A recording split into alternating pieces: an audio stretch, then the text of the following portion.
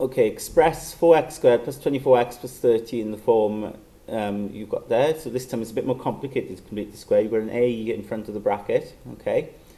There's a b and then there's a c as well. Okay, so let's do this. Now, when you have a number in front of the quadratic, when you have a number in front of the x squared rather, okay, you've got to do it slightly differently. You can't complete the square directly as it is, right? Because there's a number in front. So what we do is we get rid of this number in front by taking it out. We factorize it. So we take out that factor then of 4, okay? And I'm going to have like a big square bracket. And then, because I've taken out 4, you just got to ask them, what do I times by 4 in this big bracket to get 4x squared? Well, that's just going to be x squared, isn't it? And then also I'm going to factorize this. What do I times by 4 to get 24x? Well, that's going to be 6. Okay? 6x will give me 24x. Then I close big bracket. Okay?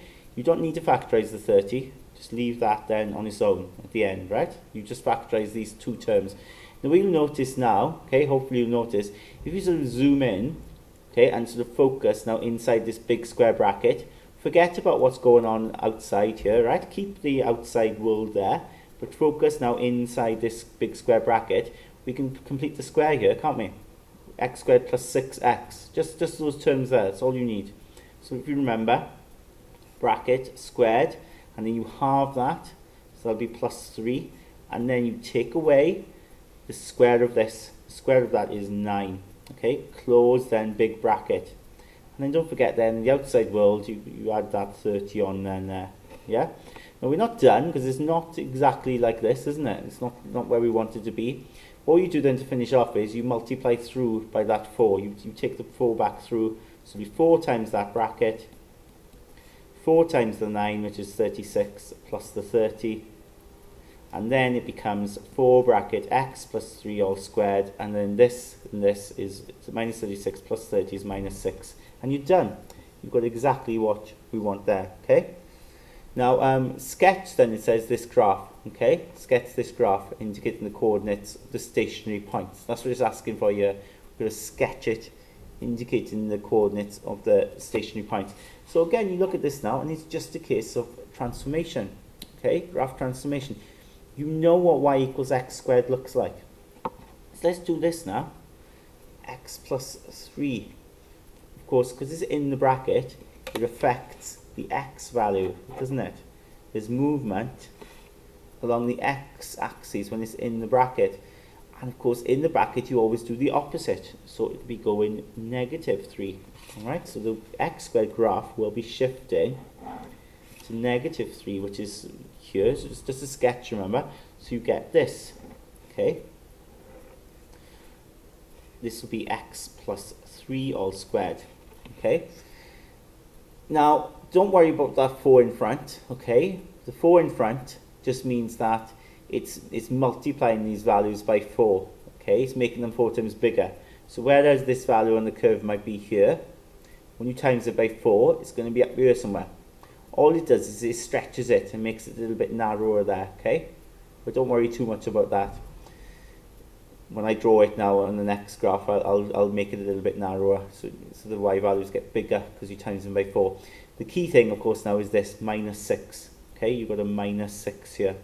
So when I draw the next graph, okay, I'm going to now shift it down, okay? Of course, it stays at minus 3. But I'm going to shift it down 6, so I end up here. Okay, I'll have a bit more on my y-axis here. Maybe I'll put it there. It doesn't have to be drawn to scale, it's just a sketch. So it's got shifting down to minus 6, and there's your minimum there. And maybe I'll make it a little bit more like that. So you could see I've times it by 4 as well. So there's my graph there of y equals 4x squared plus 24x plus 30. That's what they were asking in the question, which is just this really, isn't it? It's this complete the square. Okay, maybe I could have done a little bit better, my curve there. So be careful with that. Obviously do it in pencil, but you've got your graph there. So now if we look at part 2, it says, hence determine the least value of this. Okay, so they want the least, let me write it down here, least value of 12x squared plus 72x plus 90.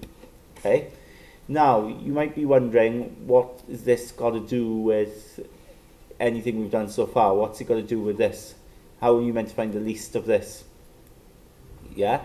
And, you know, worst of all, it says hence, right? Or maybe that's actually a good thing, isn't it? It says hence because hence means you're using what you've just done, right? Now, 12x squared plus 72x plus 90, they're not expecting you to complete the square again, right? They're not expecting that. It'll take ages. They're expecting you to use this here, use this answer here. Now, if we look at this here to start with, what is the least of this? Okay, what is the least of this? Well, the least of 4x squared plus 24x plus 30 is, of course, least of this graph, which is minus 6.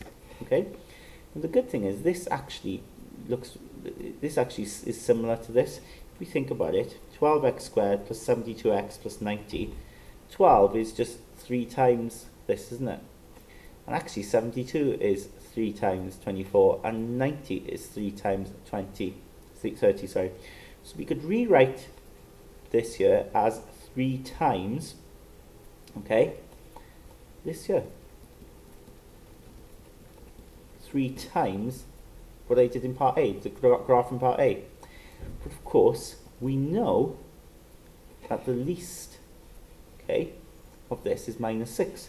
So all I've got to do, because this is 3 times it, I just need to do 3 times minus 6. And I get my answer straight away.